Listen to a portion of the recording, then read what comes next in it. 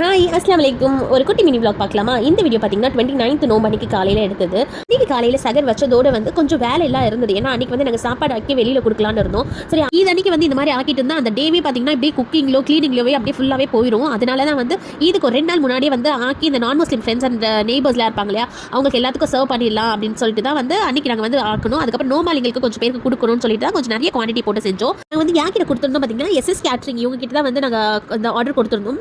ஒரு லாஸ்ட் 2 இயர்ஸாகவே வந்து இவங்க கிட்ட தான் நாங்கள் வந்து ஆர்டர் கொடுத்துட்டு இருக்கோம். இவங்களோட நம்பர் வந்து கீழே நான் மென்ஷன் பண்ணியிருக்கோம். உங்களுக்கு வேணும்னா இவங்களை காண்டாக்ட் பண்ணிக்கோங்க. அதோட வந்து இவங்களும் ரொம்பவே ஷார்ட் டைம்ல வந்து சீக்கிரமாக வந்து குக் பண்ணி கொடுத்துட்டாங்க. செம்ம டேஸ்ட்டாகவும் சூப்பராக இருந்தது.